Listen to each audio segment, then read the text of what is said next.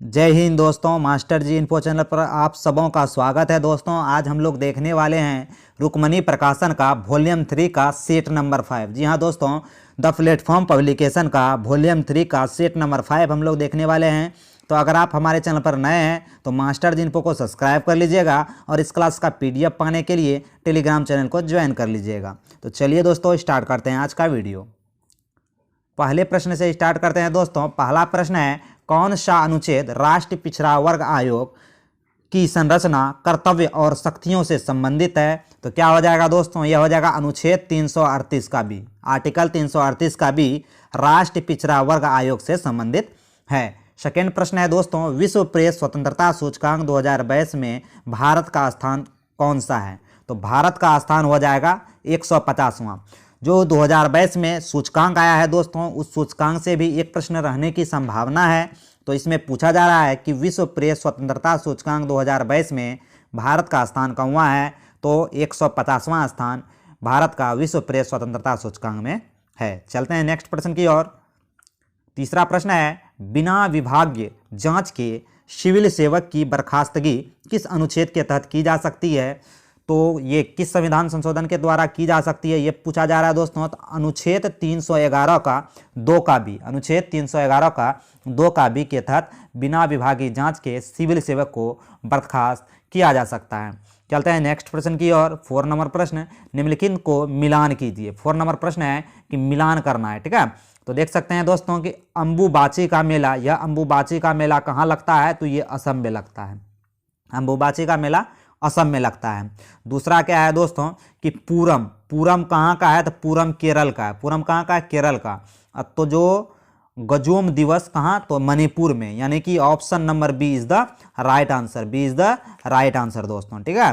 चलते हैं नेक्स्ट प्रश्न की ओर। 5 नंबर प्रश्न है, भारतीय संविधान के अनुच्छेद कौन से अंतर्गत सर्वोच्च न्यायालय ने इंटरनेट की पहुंच को मौलिक अधिकार घोषित कर दिया गया है? तो अनुच्छेद 19 के तहत इंटरनेट के पहुंच को मौलिक अधिकार घोषित किया गया है, ठीक है दोस्तों। इंटरनेट चलाना हम लोगों का मौलिक अधिकार है, अनुच्छेद 19 के तहत यह मौलिक अधिकार बना दिया गया है दोस्तों। चलते हैं नेक्स्ट क्वेश्चन की ओर। 6 नंबर प्रश्न है, माधवपुर मेला डैश में आयोजित होता है? तो माधवपुर मेला जो है गुजरात में आयोजित होता है। माधवपुर मेला गुजरात में आयोजित होता है। चलते हैं 7 नंबर प्रश्न की ओर। 7 नंबर प्रश्न है, मौसम परियोजना किसकी पहल है? तो मौसम परियोजना संस्कृति मंत्रालय की पहल है दोस्तों। सुपर फास्ट रिवीजन क्लास है दोस्तों, जितना हो सके क्वेश्चन को अटेम्प्ट करना है और उसका आंसर देने का प्रयास करना है।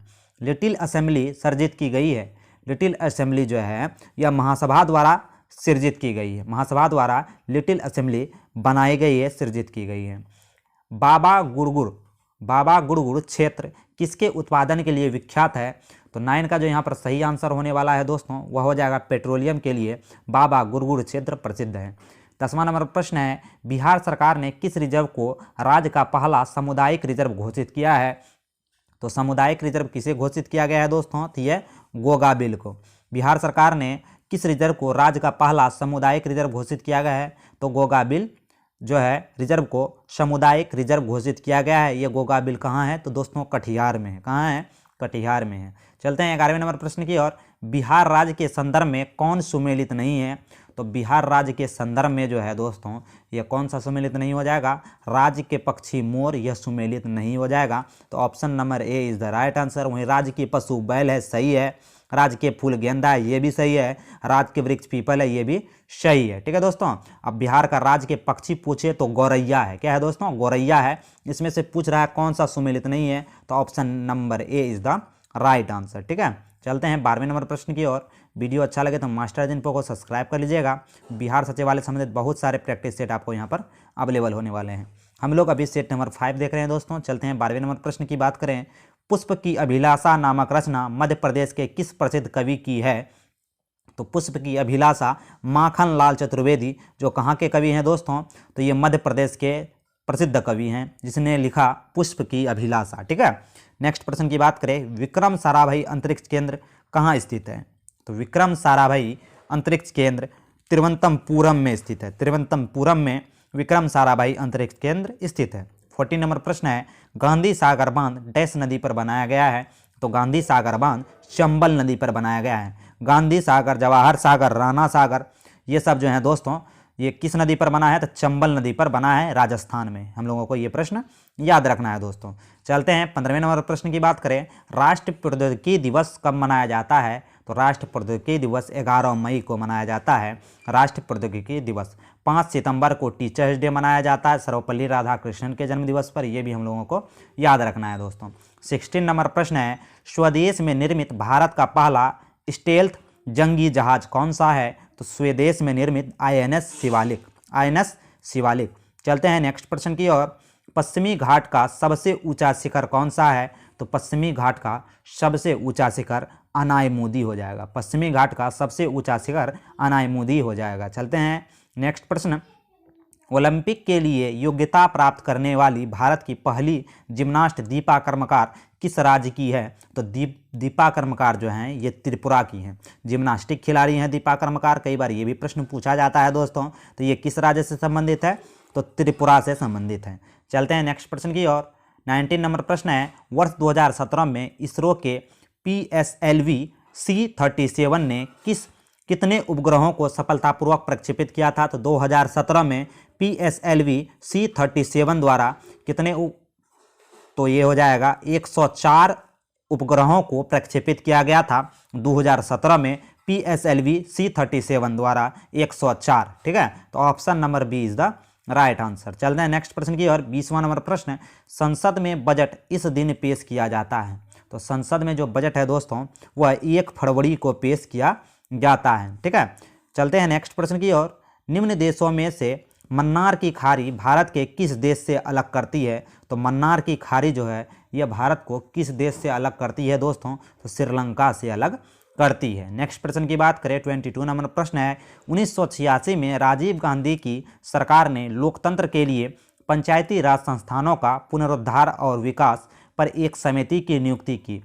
किसके द्वारा इसकी अध्यक्षता की गई? ये प्रश्न पूछा जा रहा है दोस्तों। तो 22 का यहाँ जो सही आंसर हो जाएगा LM सिंघवी द्वारा। LM सिंघवी द्वारा जो है लोकतंत्र के लिए पंचायती राज संस्थानों के पुनरुद्धार के विकास के लिए एक समिति की नियुक्ति की और उसके अध्यक्ष हैं LM सिंघवी। तो option number A is the right answer. Next प्रश्न की बात करें 23 नंबर प्रश्न है कि प्रमुख यामोत्तर का मान क्या है? प्रमुख यामोत्तर का मान क्या है दोस्तों? तो 0 डिग्री देशांतर। क्या है? 0 डिग्री देशांतर। नेक्स्ट प्रश्न की बात करें, वीडियो अच्छा लगे तो मास्टर जी इन्फो को सब्सक्राइब कर लीजिएगा। बिहार सचिवालय से संबंधित बहुत सारे प्रैक्टिस सेट यहाँ पर आपके लिए अवेलेबल करा दिए गए हैं। एडुटेरिया का 5000 प्लस वाला बुक भी आपके लिए स्टार्ट कर दिया गया है और न्यू बुक एडुटेरिया का करंट अफेयर भी आपके लिए स्टार्ट हो चुका है।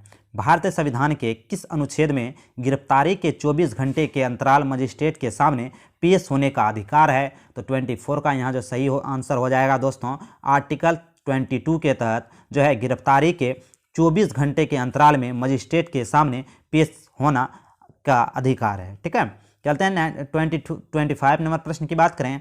भारतीय संविधान के किस अनुसूची में शपथ या प्रतिज्ञान के प्रारूप के बारे में बताया गया है? तो ये किस में बताया गया है दोस्तों? तो ये बताया गया है 3री अनुसूची में, जो है प्रमुख अधिकारियों के शपथ के बारे में चर्चा है 3री अनुसूची में। ठीक है, नेक्स्ट प्रश्न की बात करें दोस्तों कि किस देश के एक निश्चित अवधि में होने वाले सभी आर्थिक लेन देन के अभिलेख को क्या कहते हैं?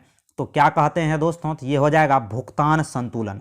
किसी देश के एक निश्चित अवधि में होने वाली सभी आर्थिक लेन देन के अभिलेख को भुगतान संतुलन कहते हैं। नेक्स्ट प्रश्न है, IDA का संक्षिप्त रूप क्या है? तो IDA का जो संक्षिप्त रूप हो जाएगा ये हो जाएगा international development association. International development association is the right answer of B. ठीक है, नेक्स्ट प्रश्न की बात करें 28 नंबर प्रश्न है कि अगस्त 2006 के बाद प्लूटो ग्रह का क्या कहा गया है? तो प्लूटो ग्रह को बोना ग्रह की उपाधि दे दी गई है। तो option number B is the right answer.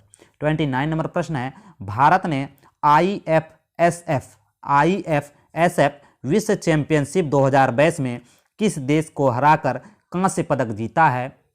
तो किस देश को हराकर जीता है? तो जर्मनी को हराकर कांस्य पदक जीता है। नेक्स्ट प्रश्न की बात करें 13 नंबर प्रश्न है कि भारतीय और रूसी नौसैनिकों के बीच निम्न में से कौन सा एक समुद्री अभ्यास किया गया है? तो निम्न में से समुद्री अभ्यास किया गया है अभ्यास। इंद्र जो है नौसैनिक अभ्यास जो है भारत और रूसी नौसेना के बीच किया गया है। तो कई बार पूछा जाता है दोस्तों कि इंद्र नौसैनिक अभ्यास किसके बीच हुआ है, तो भारत और रूसी नौसेना के बीच हुआ है। ये भी हम लोगों को याद रखना है। 31 नंबर प्रश्न है प्रति व्यक्ति आय क्या है, तो प्रति व्यक्ति जो आय होगा दोस्तों औसत आय होगा। प्रति व्यक्ति आय क्या है, तो औसत आय है।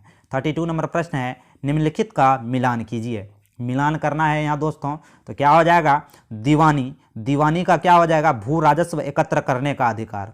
दीवानी जो होगा, दीवान जो होगा दोस्तों भू राजस्व एकत्र करने का अधिकार दीवान के पास है, ये हम लोगों को याद रखना है। उसके बाद बात करें दोस्तों फौजीदारी अदालत, तो फौजीदारी अदालत कहाँ हो जाएगा, आपराधिक न्यायालय। फौजीदारी अदालत आपराधिक न्यायालय। जजिया की बात करें दोस्तों, तो जजिया एक तीर्थयात्री कर, जजिया क्या हो जाएगा, तीर्थयात्री कर हो जाएगा, या जजिया कर जो है गैर मुसलमानों से लिया जाने वाला कर था। तो option number A is the right answer. Option number A is the right answer. ठीक है, नेक्स्ट प्रश्न की बात करें अकबर के शासन में राजस्व व्यवस्था को क्या कहा जाता था। तो अकबर के शासन में राजस्व व्यवस्था को क्या कहा जाता था, कहा जाता था, तो जब्त कहा जाता था। अकबर के शासन में राजस्व व्यवस्था को जब्त कहा जाता था। 34 नंबर प्रश्न है निम्नलिखित में से कौन सी अक्षांश रेखा एशिया से होकर गुजरती है। तो एशिया से होकर कौन सी रेखा गुजरती है दोस्तों, तो ये हो जाएगा केवल कर्क रेखा। एशिया से होकर कर्क रेखा गुजरती है। तो option number B is the right answer. Asia से होकर सिर्फ कर्क रेखा ही गुजरती है। ठीक है, कर्क रेखा भारत के 8 राज्यों से गुजरती है। ठीक है, गमछा झार मित्र पर, ग से गुजरात, म से मध्य प्रदेश, छ से छत्तीसगढ़, झा से झारखंड, मी से मिजोरम, त्रि से त्रिपुरा, प से पश्चिम बंगाल। यानी कि कर्क रेखा भारत के 8 राज्यों से गुजरती है। ट्रिक आप याद रख सकते हैं, बैक करके देख सकते हैं, गमछा झार मित्र पर, ट्रिक है ये दोस्तों। दक्षिण अयनात के समय दक्षिणी गोलार्ध में कौन सी ऋतु होती है। तो 35 का जो सही आंसर हो जाएगा दोस्तों ग्रीष्म ऋतु। दक्षिणी अयनात में के समय दक्षिणी गोलार्ध में ग्रीष्म ऋतु होती है। 36 नंबर प्रश्न है प्रधानमंत्री सुरक्षा बीमा योजना के धारक कितनी राशि का दुर्घटना बीमा रक्षण प्राप्त करते हैं। तो कितनी राशि का ये हो जाएगा, तो ये हो जाएगा 2 लाख रुपए का। कितना, 2 लाख रुपए का। नेक्स्ट प्रश्न की बात करें दोस्तों 37 नंबर प्रश्न है कि निम्न में से किस शहर में जयपुर के महाराजा सवाई जय सिंह द्वितीय ने जंतर मंतर के निर्माण नहीं किया था। तो जंतर मंतर का निर्माण किस शहर में नहीं हुआ, ये प्रश्न पूछा जा रहा है। तो ये अजमेर में जंतर मंतर का निर्माण नहीं हुआ है। ठीक है, अगले प्रश्न की बात करें 38 नंबर प्रश्न, दूती चंद निम्नलिखित में से किससे जुड़ी है। तो दूती जो चंद हो जाएगी दोस्तों ये 100 मीटर दौड़ से संबंधित है। दूती चंदा एथलेटिक है और 100 मीटर दौड़ से संबंधित है दूती चंद। ठीक है, नेक्स्ट प्रश्न की बात करें 39 नंबर प्रश्न, किस फिल्म ने 68वें राष्ट्रीय पुरस्कारों में सर्वश्रेष्ठ फीचर फिल्म का पुरस्कार जीता है। तो 39 का ऑप्शन हो जाएगा सुरराई पोट्टू। सुरराई पोट्टू। अगर आपने करंट अफेयर का क्लास नहीं कर रहे हैं दोस्तों तो ये आपके लिए काफ़ी जो है हानि पहुंचाएगा। करंट अफेयर का आपको क्लास करना है। मैंने एडिटोरिया का न्यू बुक का जो है प्लेलिस्ट बना दिया है और उस पर जो है डेली वीडियो आ रहा है। जो करंट अफेयर उससे हो जाएगा दोस्तों तो आपका बिहार सचिवालय में एक भी करंट अफेयर का प्रश्न नहीं छूटने वाला है, ये भी याद रखिएगा। ठीक है, तो आप करंट अफेयर का वीडियो जरूर देखिए। भारतीय संविधान में कितने मौलिक कर्तव्य दिए गए हैं। तो भारतीय संविधान में जो है मौलिक कर्तव्यों की संख्या वह है 11। भारतीय संविधान में मौलिक कर्तव्यों की संख्या 11 है। पहली बार जो मौलिक कर्तव्य 42वां संवैधानिक संशोधन 1976 द्वारा सरदार स्वर्ण सिंह समिति द्वारा जोड़ा गया था दोस्तों। प्रारंभ में 10 थे, वर्तमान में 11 मौलिक कर्तव्य हैं। ठीक है, नेक्स्ट प्रश्न की बात करें, गोदावरी बेसिन का सबसे बड़ा जलग्रहण क्षेत्र निम्नलिखित में से किस राज्य में है। तो गोदावरी बेसिन का सबसे बड़ा कहाँ हो जाएगा, तो महाराष्ट्र में। 42 नंबर प्रश्न, फूड फॉर ऑल नामक पुस्तक के लेखक या लेखिका कौन है। तो फूड फॉर ऑल के जो लेखक हैं उमा लीले हैं। फूड फॉर ऑल के लेखक उमा लीले हैं। नेक्स्ट प्रश्न की बात करें दोस्तों, सूची 1 और 2 को मिलान करना है। देख लेते हैं सूची 1 और 2 में जो पंचवर्षीय योजना है आरंभ वर्ष है, ये प्रश्न पूछा जा रहा है पंचवर्षीय योजना के बारे में। तो पहला जो हो जाएगा दोस्तों उसको देख लेते हैं। 5वीं पंचवर्षीय योजना 1974 में स्टार्ट हुआ था, बिल्कुल सही है। ठीक है, 5वीं पंचवर्षीय योजना जो है ये कब स्टार्ट हुआ था, तो 1974 में हुआ था, तो ये बिल्कुल सही हो जाएगा। बात करें दोस्तों कि द्वितीय पंचवर्षीय योजना 1956 में स्टार्ट हुआ था, तो ये भी सही है। 8वीं पंचवर्षीय योजना 1992 में हुआ था, बिल्कुल सही है। 7वीं पंचवर्षीय योजना 1985 में हुआ था। तो इसका जो सही आंसर होने वाला है 1 2 4 3। 1 2 4 3। तो option number B is the right answer. आप एक बार मिला के देख लीजिएगा, ठीक है। तो ये option number B is the right answer, सही यही आंसर होगा, ठीक है। 44 नंबर प्रश्न है दोस्तों, निम्न में कौन सा संगठन भारत में इलेक्ट्रॉनिक वोटिंग मशीन ईवीएम का निर्माण करती है? तो ईवीएम का निर्माण कौन सी कंपनी करती है, ये प्रश्न पूछा जा रहा है दोस्तों। तो ये कौन सी हो जाएगी? Bharat electronic limited. Bharat electronic limited द्वारा जो है क्या ईवीएम का निर्माण किया जाता है। ईवीएम का निर्माण भारत इलेक्ट्रॉनिक लिमिटेड द्वारा किया जाता है। नेक्स्ट प्रश्न की बात करें दोस्तों, वीडियो अच्छा लगे तो मास्टर जिनको को सब्सक्राइब कर लीजिएगा। इस क्लास का पीडीएफ पाने के लिए टेलीग्राम चैनल को ज्वाइन कर लीजिएगा। राज्यसभा में सदस्य बनने के लिए किसी की व्यक्ति की कम से कम आयु कितनी होनी चाहिए, ये प्रश्न पूछा जा रहा है। तो कितनी होनी चाहिए? 30 वर्ष कम से कम होनी चाहिए राज्यसभा में सदस्य बनने के लिए। वहीं लोकसभा में सदस्य बनने के लिए कम से कम आयु 25 वर्ष होनी चाहिए, ठीक है। फिर बात करें दोस्तों, पंचायती राज चुनाव लड़ने के लिए कम से कम आयु 21 वर्ष होनी चाहिए और वोट गिराने की आयु कम से कम 18 वर्ष होनी चाहिए। राष्ट्रपति या उपराष्ट्रपति बनने के लिए कम से कम आयु 35 वर्ष होनी चाहिए। तो option number A is the right answer. Rajya Sabha के बारे में पूछ रहा है तो 30 वर्ष होनी चाहिए कम से कम। 46 नंबर प्रश्न है, सोन नदी इसमें है। सोन नदी किसमें है, ये प्रश्न पूछा जा रहा है दोस्तों। तो सोन नदी जो है गंगा बेसिन में जाकर मिल जाती है, ठीक है। नेक्स्ट प्रश्न में बात करें, हरित ऊर्जा कॉरिडोर चरण दूसरा की योजना में किसने अपनी मंजूरी दी है? तो किसने अपनी मंजूरी दे दी है हरित ऊर्जा के संबंध में? तो भारत सरकार ने अपनी मंजूरी दे दी है। चलते हैं 48 नंबर प्रश्न की बात करें, पानीपत का प्रथम युद्ध कितना में लड़ा गया था? तो पानीपत का प्रथम युद्ध जो था दोस्तों 1526 में बाबर और इब्राहिम लोदी के बीच लड़ा गया। बाबर विजय हुए और उन्होंने मुगल वंश की स्थापना कर दी। भारत में मुगल वंश की स्थापना का श्रेय बाबर को जाता है। नेक्स्ट प्रश्न की बात करें, रोजगार के मामले में भारत सरकार का सबसे बड़ा सार्वजनिक क्षेत्र उपक्रम कौन सा है? तो रोजगार के मामले में भारत सरकार का सबसे बड़ा सार्वजनिक क्षेत्र का उपक्रम की बात करें तो भारत रेलवे है। कौन सा है दोस्तों? भारत रेलवे है, ठीक है। तो रोजगार के मामले में भारत सरकार का सबसे बड़ा सार्वजनिक क्षेत्र उपक्रम भारत रेलवे है। 15 नंबर प्रश्न है कि ब्रह्मा समाज के संस्थापक कौन थे? तो आत्मा समाज और ब्रह्मा समाज जो है, आत्मा समाज ब्रह्मा समाज राजा राम मोहन रॉय द्वारा स्थापित हुआ था। आत्मा समाज या ब्रह्मा समाज पूछे तो राजा राम मोहन राय द्वारा स्थापित हुआ था। अब 51 नंबर से जो क्वेश्चन होंगे दोस्तों, ये जो हैं साइंस के प्रश्न होंगे। तो दोस्तों इसको भी देखिएगा और जवाब देने का प्रयास कीजिएगा। आहार नली में पेश संकुचन डैश कहलाते हैं। आहार नली में पेश संकुचन पाचन कहलाते हैं, ठीक है। 52 नंबर प्रश्न, विद्युतदर्शी यानी कि इलेक्ट्रोस्कोप का इस्तेमाल यह ज्ञात करने के लिए किया जाता है कि वस्तु जो है आवेश की वस्तु है आवेशित। विद्युतदर्शी का इस्तेमाल यह ज्ञात करने के लिए किया जाता है कि वस्तु आवेश है, ठीक है। नेक्स्ट प्रश्न की बात करें 53 नंबर प्रश्न, निम्नलिखित में से किस दर्पण का उपयोग बड़े क्षेत्र में फैली वस्तुओं के प्रतिबिंबों को बनाने के लिए किया जाता है? तो 53 का is the right answer option number B, उत्तल दर्पण। नेक्स्ट प्रश्न की बात करें 54 नंबर प्रश्न, निम्नलिखित में कौन आयोडीन विलयन के साथ नीला काला रंग देगा? तो नीला और काला रंग कौन देगा, ये प्रश्न पूछा जा रहा है दोस्तों। तो नीला काला रंग जो है ये केवल उबला हुआ चावल देगा। क्या देगा? उबला हुआ चावल देगा, ठीक है। Option number B is the right answer. यहाँ ऑप्शन यहाँ लिखा हुआ है तो option number B is the right answer. Next प्रश्न की बात करें, कोशिका का वह भाग जो कोशिकाओं के अंदर और बाहर के पदार्थों की गतिशीलता को नियंत्रित करता है। तो 55 का जो आंसर हो जाएगा वह हो जाएगा क्या? कोशिका झिल्ली। कोशिका का वह भाग है जो कोशिकाओं के अंदर और बाहर पदार्थों की गतिशीलता को नियंत्रित करता है। गतिशीलता को नियंत्रित कौन करता है? तो कोशिका झिल्ली। 56 नंबर प्रश्न है, टेडपोल में अधूरे विकास का कारण क्या है? तो टेडपोल में अधूरे विकास का कारण है थायरॉक्सिन। थायरॉक्सिन हार्मोन जो है टेडपोल में अधूरे विकास का सबसे बड़ा कारण है। नेक्स्ट प्रश्न की बात करें, वीडियो अच्छा लगे तो मास्टर जिनको को सब्सक्राइब कर लीजिएगा। एडुटेरिया करंट अफेयर का न्यू बुक लॉन्च हो चुका है और वो वीडियो आपके master ji info YouTube channel पर यानी कि इस चैनल पर स्टार्ट भी हो चुका है, ठीक है दोस्तों।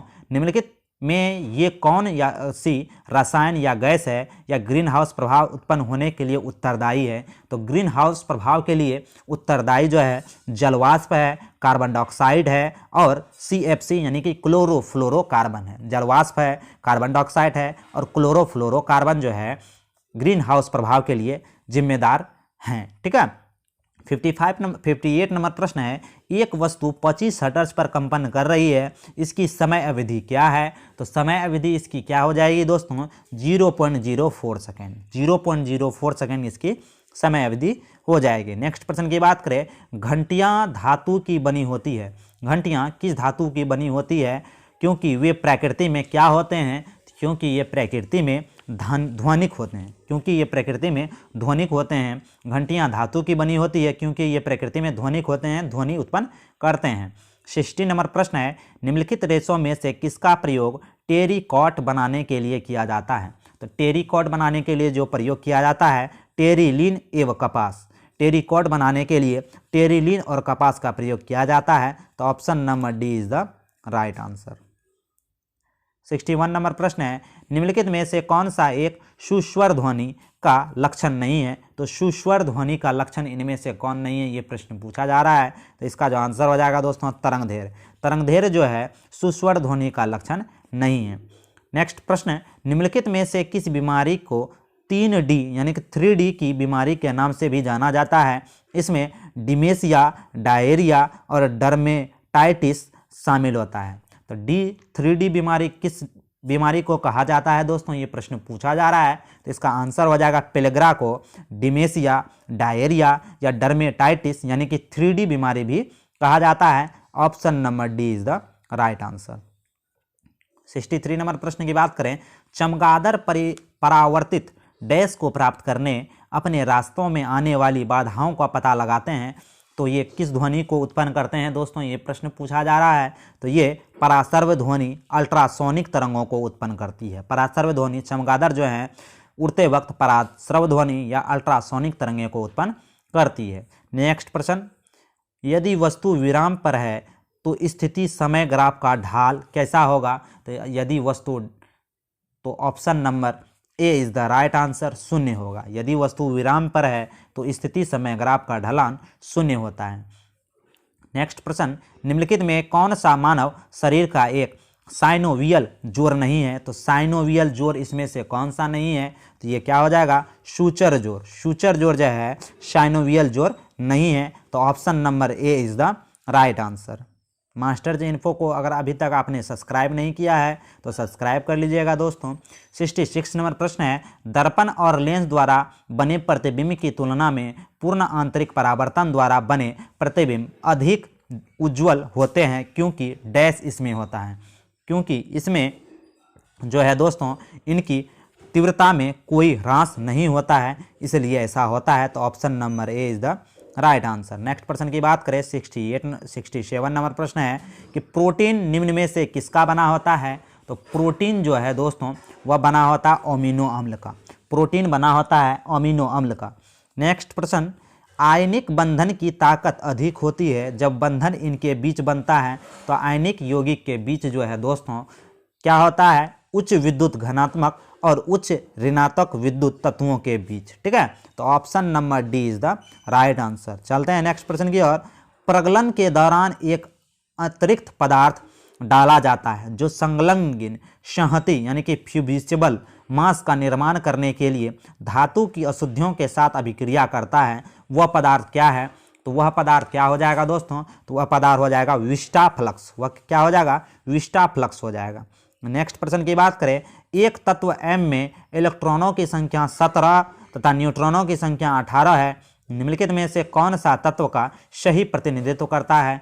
तो तत्वों का यहाँ पर सही प्रतिनिधित्व कौन करेगा?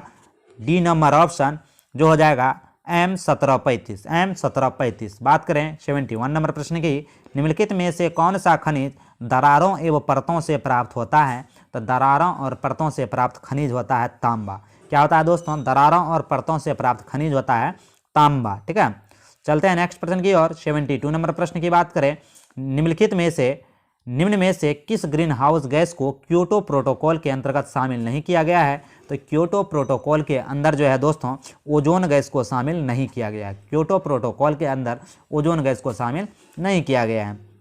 नेक्स्ट प्रश्न, निम्नलिखित में कौन सा कोलाइट का गुण नहीं है? 73 नंबर प्रश्न, कौन सा कोलाइट का गुण नहीं है दोस्तों? तो यह क्या हो जाएगा? यह हो जाएगा कोलाइड इससे गुजरने वाले प्रकाश पुंज को प्रकीर्णित नहीं करता है। कोलाइड जो है, कोलाइड से गुजरने वाले प्रकाश पुंज को जो है प्रकीर्णित नहीं कर सकता है। यही इसमें से जो है सही नहीं है, प्रकीर्णित करता है। तो option number B is the right answer. ठीक है, बी नंबर ऑप्शन सही हो जाएगा।